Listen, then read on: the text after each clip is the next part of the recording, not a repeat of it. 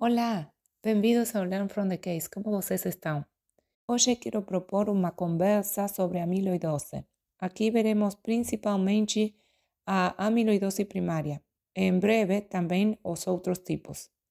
A amiloidose é um grupo heterogêneo de doenças caracterizada pela deposição extracelular de material proteico fibrilar autólogo e com uma estrutura molecular muito específica, conhecida como estrutura molecular terciária, com arranjo beta dobrado.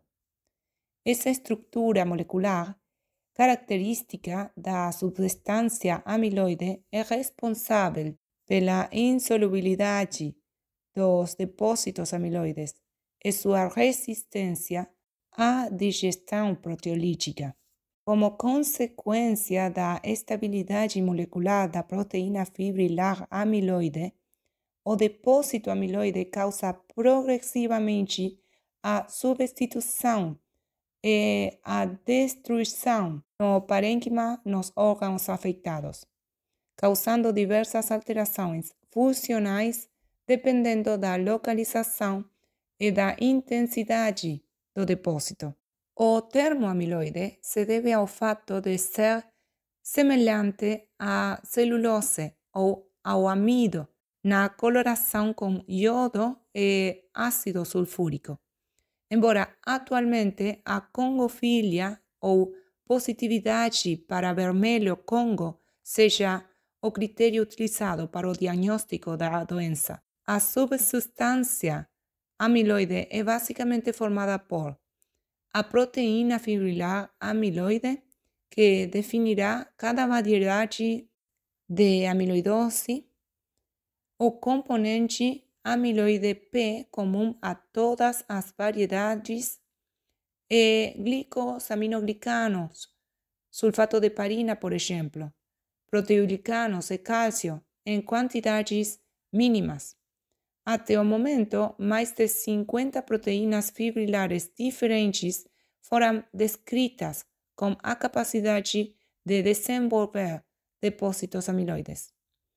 A amiloidose pode ser classificada com base em a distribuição dos depósitos amiloides em formas localizadas e sistêmicas e a proteína fibrilar constituinte específica para cada variedade. A terminologia usada na classificação da doença amiloide inclui duas letras. A primeira é A, para amiloide, e a segunda letra refere-se à proteína fibrilar específica ou critérios clínicos importantes. Amiloidose AL, amiloidose de cadeia leve, também chamada de amiloidose primária, que veremos neste vídeo. Em breve nos aprofundaremos exclusivamente neste tipo de amiloidose. Amiloidose AA corresponde às formas de amiloidose secundária ligadas a processos inflamatórios crônicos de origem infecciosa, imunológica ou neoplásica, incluindo neste grupo as amiloidoses associadas a doenças autoinflamatórias, febre familiar do Mediterrâneo, síndrome periódica associada ao receptor do fator de necrose tumoral, síndromes autoinflamatórias associadas à criopirina, síndrome de hiperimunoglobulinemia D, artrite piogênica, pioderma gangrenoso e acné, a síndrome PAPA, e seguindo a amiloidose AF. Sob esta denominação estão incluídas diversas formas de amiloidose hereditária autossômica dominante, principalmente a polineuropatia amiloide familiar e a variedade cardiomiopática, tipo Dinamarquês. Amiloidose AH, a amiloidose associada à hemodiálise, é uma variedade de amiloidose sistêmica descrita em pacientes com insuficiência renal crônica terminal, que estão em terapia de reposição dialítica de longo prazo, mais de 5 anos, particularmente hemodiálise. Amiloidose ALET2 corresponde a uma variedade de amiloidose sistêmica recentemente descrita na população hispânica com envolvimento renal e hepático. Aqui a proteína fibrilar amiloide é a LECT2, quimiotaxina 2 derivada de leucócitos. A etiologia é desconhecida, com suspeita de componente genético, devido à predominância racial e à agregação em alguns polimorfismos. Outra classificação é a formas localizadas. Este grupo inclui variedades de amiloidose com depósitos localizados ou seletivos em determinados tecidos ou órgãos, de natureza local. Amiloidose endócrina são formas localizadas de amiloidose relacionadas a tumores endócrinos, em particular do sistema APUD, por Amine Precursor Uptake and Decarboxylation. Existe uma relação íntima entre a proteína amiloide fibrilar, característica de cada variedade, e o hormônio sintetizado e secretado pelo tumor. A variedade mais comum é aquela associada ao carcinoma medular de tireoide, secretor de calcitonina. Em pacientes com diabetes mellitus tipo 2, depósitos amiloides são encontrados nas islotas de Langerhans, em mais de 90% dos casos. A proteína fibrilar depositada é o polipeptídeo amiloide das islotas, também chamado de amilina, secretado juntamente com a insulina. O papel patogênico dos depósitos de amilina é desconhecido, mas eles provavelmente participam ativamente do desenvolvimento de diabetes tipo 2. Também pode ser classificada como amiloidose senil, cerebral, cutânea, etc. Neste vídeo, quero falar especificamente sobre a amiloidose AL, que é a amiloidose primária, amiloidose de cadeia leve, daí o L. E quero apresentar um caso de uma revista espanhola de medicina interna que eles chamaram de hepatite fulminante em paciente com amiloidose primária com resposta imunológica completa. Eles apresentam o caso de um homem de 41 anos, sem hábitos tóxicos conhecidos, com histórico de infecção crônica pelo vírus de hepatite C, genotipo 1B, sem doença hepática secundária, tratado 2 anos antes com Onbitasvir, Paritaprevir, Ritonavir e Dazabuvir, obtendo resposta viral sustentada. Há 4 anos, ele foi submetido à transposição do nervo radial esquerdo e continua tomando anti-inflamatórios não esteroideus e tapentadol, devido ao controle inadequado da dor pós-operatória. Ele não relata histórico familiar relevante. Ele procura atendimento médico por episódios de dor abdominal acompanhados de diarreia aquosa, sem produtos patológicos e vômitos alimentares biliosos há 3 meses. Não apresentam perda ponderal nem sangramento digestivo macroscópico. Nas últimas 24 horas, relatou o aparecimento de edema em membros inferiores e bolsa escrotal, sem síndrome miccional associada, oliguria, dispneia ou outros sintomas. Ao exame físico, apresentava-se hemodinamicamente estável, em bom estado geral, eupneico e afebril. A ausculta cardiopulmonar revelou hipofonia em bases pulmonares, abdômen sem semiologia acítica ou outros achados edema depressível até as raízes dos membros inferiores e bolsa escrotal.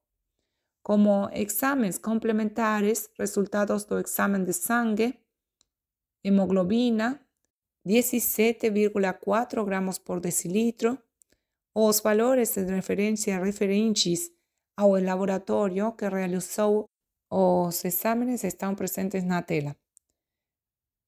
Bioquímica, confusão normal, ionograma e enzimas hepáticas normais. Proteína total 4,3 gramos por decilitro. Albúmina 1,2 gramos por decilitro. Dislipidemia com colesterol total de 447 miligramos por decilitro. LDL de 308 miligramos por decilitro. Triglicéridos de 245 miligramos por decilitro. Níveis séricos de troponina I de 1,4 microgramos por decilitro. ProBNP de 15.368 picogramos por mililitro. Virus de hepatitis B e HIV negativos.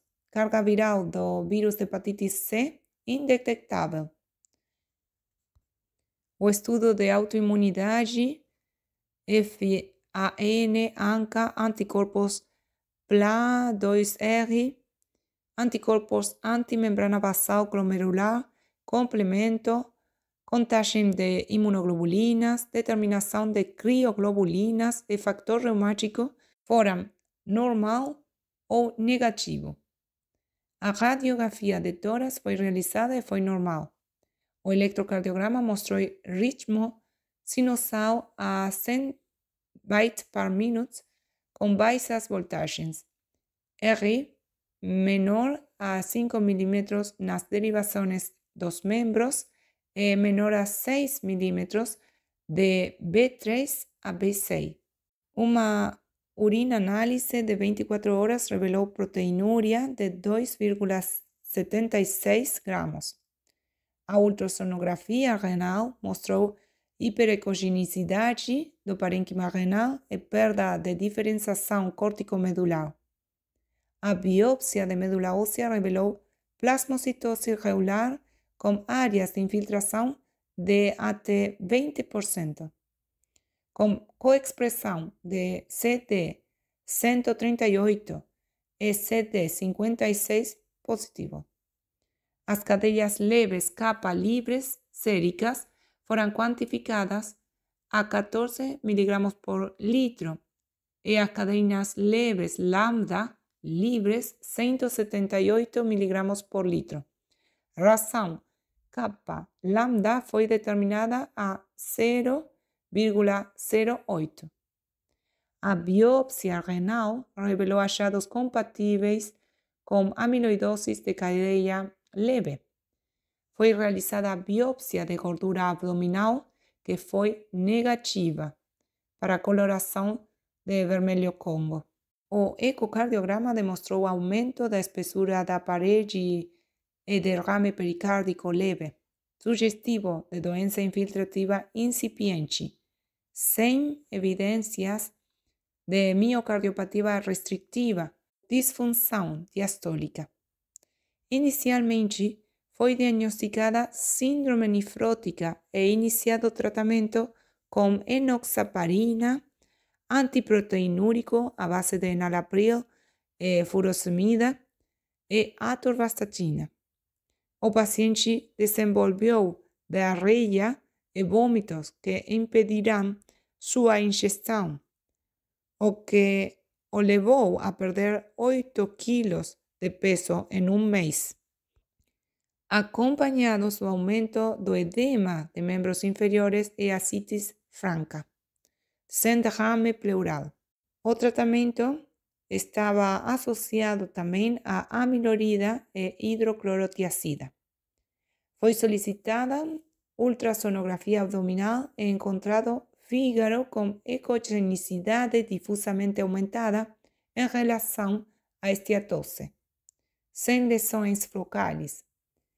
Isso esplenoportal pérvio, líquido livre anecoico intraabdominal abundante e identificado nas fossas periepáticas, periesplênicas, pélvicas e, em menor extensão, em ambas fossas ilíacas.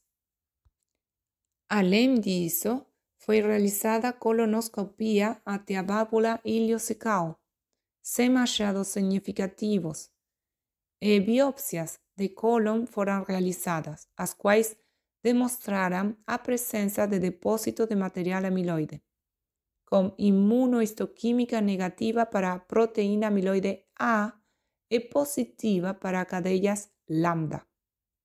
O paciente inicia com sinais de disautonomia devido à hipotensão arterial e disfunção erétil, apresentando paralisia facial periférica bilateral completa. O estudo é estendido com ressonância magnética cerebral e cérvico-facial, onde se observa aumento de tecido adiposo nos compartimentos cervical e supraclavicular bilateralmente. O tratamento quimioterápico foi iniciado como regime CIVO-D, ciclofosfamida, bortezomib e dexametasona, sem obter resposta após 3 ciclos. O tratamento de segunda linha com daratumumab foi iniciado, obtendo resposta hematológica completa após 4 ciclos. Apesar de obter resposta hematológica e terapia diurética tripla, o paciente desenvolveu anúria, hiponatremia grave com sódio a 115 mil equivalentes por litro e insuficiência renal aguda rapidamente progressiva. Foi então iniciado o tratamento de hemodiálise.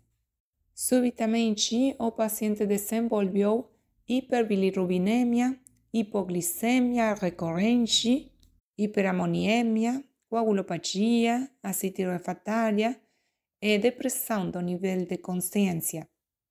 Possível quimiotoxicidade e etiologia infecciosa dessa insuficiência hepática foram descartadas. Finalmente, o paciente faleceu 10 meses após o início clínico da doença. O diagnóstico foi amiloidose primária com insuficiência hepática fulminante. A amiloidose primária é um grupo heterogêneo de doenças caracterizadas pela deposição de amiloide nos tecidos e lesão de órgãos. O coração e o rim são os 2 órgãos mais frequentemente afetados pela amiloidose primária. Outros órgãos afetados são o trato gastrointestinal, o sistema nervoso periférico e o sistema nervoso autônomo. E eles dizem, nosso paciente apresenta dados sugestivos de envolvimento do trato digestivo, dor abdominal, diarreia, vômitos, sendo a diarreia a manifestação gastrointestinal mais frequente e pode ser decorrente tanto do envolvimento do trato digestivo devido à amiloidose, quanto do desenvolvimento de disautonomia amiloide. As formas clínicas mais frequentes de acometimento renal na amiloidose primária são a síndrome nefrótica e a insuficiência renal rapidamente progressiva, ambas desenvolvidas em nosso caso. Fundamentais no processo diagnóstico e ambas documentadas histologicamente. O paciente também apresentou dados sugestivos de acometimento cardíaco, hepático, periférico e do sistema nervoso autônomo. O acometimento hepático é relatado em até 70% das autópsias desses pacientes, sendo a maioria assintomática. Os sintomas mais frequentes são perda ponderal, astenia e dor abdominal. Menos frequentes são anorexia, saciedade precoce, náuseas ou disgeusia. Ao exame físico, é comum encontrar hepatomegalia e, menos frequentemente, ascite ou esplenomegalia. Os casos de amiloidose hepática estão associados em 70 a 80% a síndrome nefrótico, insuficiência cardíaca congestiva, hipotensão ortostática ou neuropatia periférica. Manifestações muito raras incluem hipertensão portal, ruptura hepática espontânea e insuficiência hepática aguda, geralmente na forma de colestase intrahepática progressiva.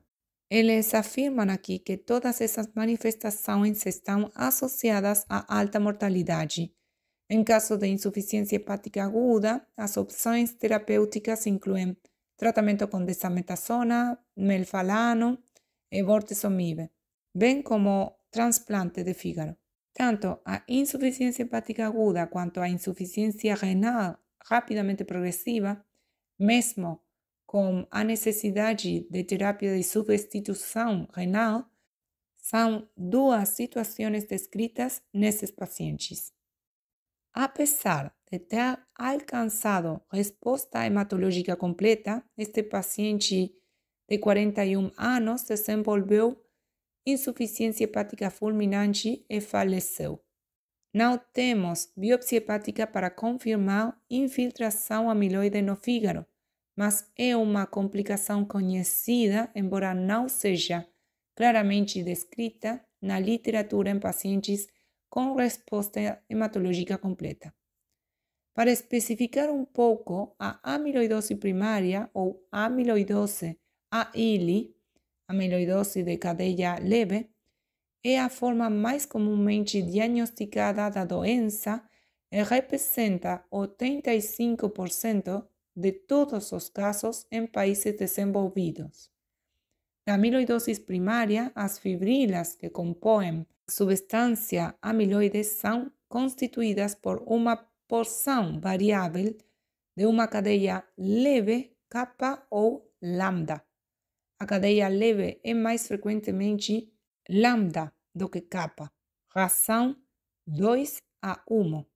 A incidência anual é de 0,9 novos casos por 100.000 habitantes por ano.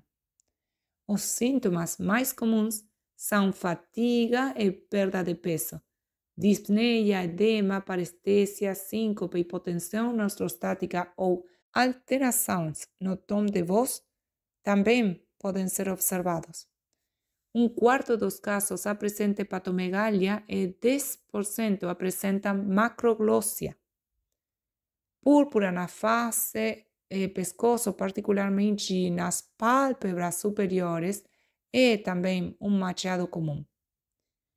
As síndromes associadas à amiloidose primária incluem síndrome nefrótica, síndrome do túnel do carpo, insuficiência cardíaca congestiva, neuropatia periférica e hipotensão ortostática.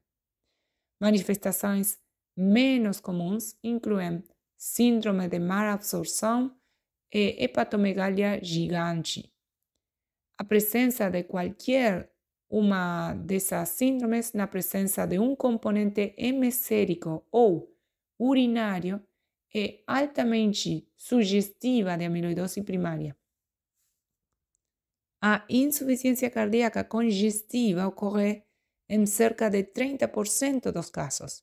O eletrocardiograma frequentemente mostra baixas voltagens e arrítmias. O ecocardiograma ou ressonância magnética cardíaca são técnicas muito úteis na avaliação da miocardiopatia amiloide. A biópsia endomiocárdica é positiva em praticamente todos os casos. Um sexto dos pacientes apresenta hipotensão ortostática. A síndrome nefrótica ocorre em um terço dos pacientes no momento do diagnóstico, mas raramente durante o curso da doença. A proteinúria ocorre em 80% dos casos, e os níveis de creatinina são superiores a 2 mg por decilitro em 20% dos casos. A neuropatia periférica ocorre em cerca de 15% dos pacientes. A neuropatia é mais sensorial do que motora e geralmente é predominantemente distal, simétrica e progressiva. Pacientes com icterícia colestática, que são poucos, têm prognóstico ruim. A eletroforese sérica mostra uma banda homogênea discreta em metade dos casos e hipogamaglobulinemia em um quarto, enquanto os demais são normais. Quando a imunofixação sérica e urinária é realizada, um componente M é encontrado em 90% dos casos. O número médio de plasmocitos na medula óssea é de 6%. A maioria dos pacientes apresenta um aumento significativo das cadeias leves livres amiloidogênicas séricas e uma relação kappa-lambda anormal. Aproximadamente 15% dos pacientes apresenta deficiência do fator X da coagulação. O diagnóstico de amiloidose baseia-se na presença de substância amiloide nos tecidos. A possibilidade de amiloidose primária deve ser considerada em qualquer paciente como um componente sérico ou urinário e qualquer uma das síndromes características da amiloidose. Em 90% dos pacientes, um componente M sérico ou urinário está presente ou uma população monoclonal de plasmocitos pode ser demonstrada na medula óssea. A investigação diagnóstica inicial consistirá em uma biópsia da gordura subcutânea, que será positiva em 80% dos casos. Se o teste for negativo, será realizada uma biópsia retal, que será positiva em 70% dos casos. Se essas biópsias forem negativas, será realizada uma biópsia do órgão presumivelmente afetado. A sobrevida mediana dos pacientes com amiloidose AL é de 2 a 3 anos e depende principalmente da síndrome associada. Portanto, é inferior a 6 meses em pacientes com insuficiência cardíaca, enquanto excede 5 anos quando a síndrome associada é polineuropatia. Os principais fatores prognósticos são a doença cardíaca medida por biomarcadores cardíacos, como troponina ou proBNP, ou por técnicas de imagem, como ecocardiograma ou ressonância magnética cardíaca, e a quantidade de cadeias leves livres no soro. A combinação de melfalano e prednisona produz uma taxa de resposta de 20%. Em pacientes com síndrome nefrótica sem insuficiência renal ou doença cardíaca, a taxa de resposta aumenta a 40%. A combinação quimioterápica com os melhores resultados foi a de melfalano-dexametasona, com taxas de resposta de 70% e CR de 30%. Cabe ressaltar que, em pacientes tratados com melfalano, a probabilidade atuarial de desenvolver síndrome mielodisplásica ou leucemia aguda após 3,5 anos de acompanhamento é de 21%. Os novos fármacos já utilizados no MM, em especial bortezomib e, em menor grau, linalidomida e a pomalidomida, podem ser muito úteis no tratamento de pacientes com amiloidose primária. Nesse sentido, a combinação mais utilizada é o CIBOR-D, ciclofosfamida, bortezomib e dexametasona. Outro fármaco bastante promissor no tratamento da amiloidose primária é o daratumumab. De fato, um estudo randomizado está em andamento comparando a eficácia do CyBorD com o CyBorD mais daratumumab. Outra opção em pacientes não candidatos ao transplante autólogo é a combinação de melphalan, dexametasona e bortezomib. Em pacientes com menos de 65 anos sem doença cardíaca grave, o tratamento com altas doses de melphalano seguido de trasplante autólogo de células de tronco hematopoiéticas é o tratamento de escola. Gostaria de mencionar as características da gamopatia monoclonal de significado indeterminado. Componente M menor a 30 gramos por litro, plasmocitosis medular menor a 10%, ausência de lesões ostolíticas, nível de hemoglobina normal, função renal normal e ausência de sintomas atribuíveis à gamopatia monoclonal. Bem, com esta última parte me despeço por hoje.